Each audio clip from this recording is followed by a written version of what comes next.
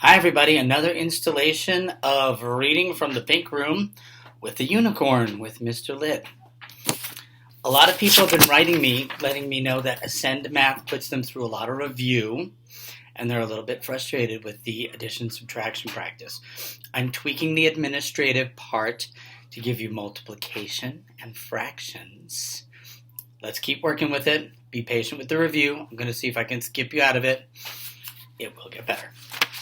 Please remember, right now, people have been asking me all kinds of questions about what should I do, and I've given some confusing communications.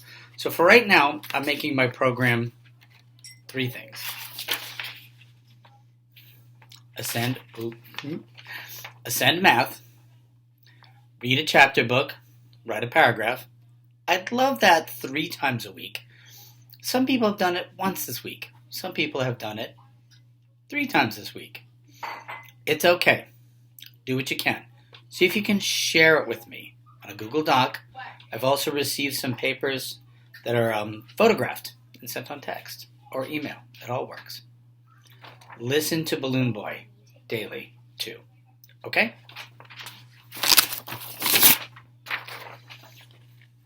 Ascend Math. Go to myascendmath.com. School name. Use your first name with capital letter. Password is your Chromebook password. Just thought I'd review. So we'll get into other things besides the 3. But let's master this first, okay? Because there's a lot going on and people are adjusting. When we last left our people, we had met Pat Hole and Lola Montez. And if you remember, Reddy was getting a ticket to see her in the theater, but it sold out. The man shook his head. Nope, come back for a ticket tomorrow. Determined not to miss out this time, he headed for the ticket office early the next day. I know I read this yesterday, I'm just picking up. As he passed by the office of the San Francisco Whig, the rival newspaper to the Alta, Pat Hall called to Reddy from the doorway. Reddy Gates, can I have a moment of your time? The newspaper man led him to a back room, and he shut the door. I know you're good at spreading the news, young man, but can you do the opposite? Can you keep a secret? The secret's worth keeping, sir. I can. Mr. Hull paced back and forth. Finally, he spoke. I've been courting Lola Montez since I met her on board the ship the Northerner. Pat Hull and Lola Montez. Really? Reddy's face betrayed not a flicker of astonishment. The Irishman continued. She wants to keep our friendship a secret until her performance have run their course. I need your help, though, to continue to win her heart. How could I help Mr. Hull romance Lola Montez, he thought. I'm happy to oblige, sir, is what he said. I need your services as a messenger. I'll pay you well, but I need your absolute assurance that anything you hear from me or her will remain in the strictest confidence. He stuck out his hand. Deal? Yes, sir. What about Sam Brannan, sir? As if reading his mind, Mr. Hull said, Lola likes being treated like royalty. Sam Brannan has showered her with expensive gifts since the steamer landed, including the horse and the carriage, and how she goes to the beach. He may be rich, but he's a sourpuss. Lola could never be happy with him. I make Lola laugh. Don't be fooled by that Spanish accent. She's as Irish as they come. She enjoys a good yarn like the rest of us. Hull stopped pacing. I'm a journalist. Words are my weapon and my ally. Every day I will write a letter which you will deliver.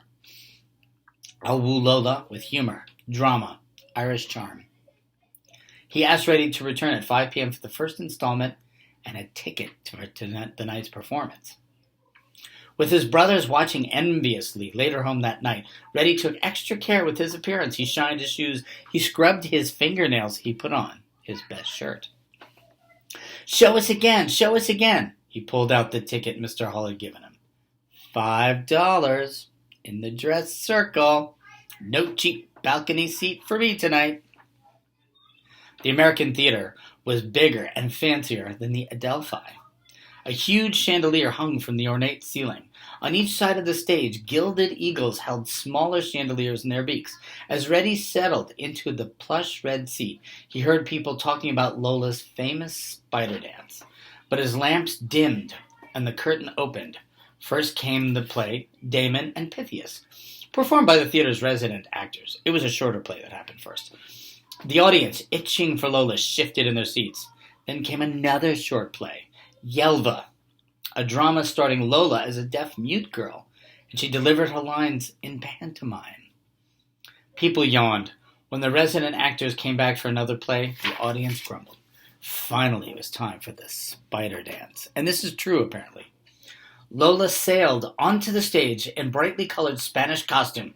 She wore flesh-colored tights under layers of short skirts, giving the daring impression, though not the reality, of bare legs. Grandma would faint, Reddy thought. Mother wouldn't like it either. Red flowers encircled Lola's black hair. She floated gracefully across the stage. Then musicians played La Tarantella, the spider dance music, and the spider dance began.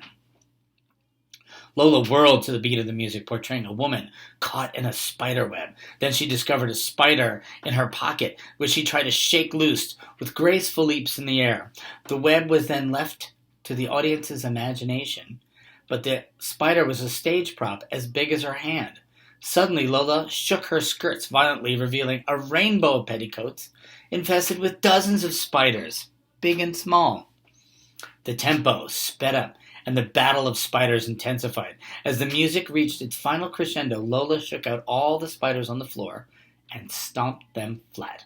The audience erupted into thunderous applause. She radiantly smiled and glided from the stage, carefully avoiding the smashed fake spiders. Reddy darted out a side exit and hurried around to the stage door. A guard blocked his way. "I have an urgent message from Mademoiselle Montez." The doorman didn't budge. Reddy tried the code phrase Hull had given him. "It's a message for Eliza from the Irish chap." The man stepped aside. "Turn left at the hallway, second door on the right." The password worked. Lola was expecting him. As Reddy peeked cautiously down the hall, a voice from behind startled him. "Does the orange-headed boy bring another orange?" He spun around to find Lola still dressed in her costume. She held a bouquet of roses in one hand and a cork spider in the other. "Countess," he bowed, "you are magnificent." She flashed a smile and spoke with a heavy accent. "My first impression was correct. You are a charming boy." She led him to the dressing room and pointed to a table laden with flowers and fruits and cakes. "Boys are always hungry. Eat while I change out of my costume." He didn't even flinch when she called him a boy. He took a piece of cake. "If Max could see me now," he thought.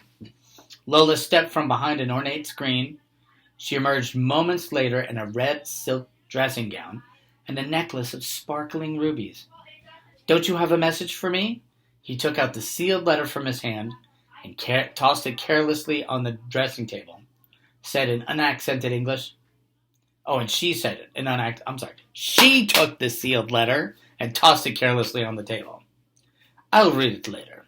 You run along." And that's the end of that chapter. There were some great vocabulary words in there. Pantomime. Okay, guys. I'm going to leave it right there for today. We will pick up some more reading tomorrow. Hope everyone's okay. Remember to just keep learning and keep it positive. All right? Save things to turn into me. But also we're going to have to move to having you guys share things with me too. I'm watching the Ascend Math administrative interface pretty carefully. My texts and my emails pretty carefully. And I'm hearing some kids are talking to each other on Google Hangouts. That's a really great thing to do. Since we are supposed to stay separated so that this virus doesn't spread, you can at least connect on the computer. Let me know what you need, and I will talk to you guys tomorrow.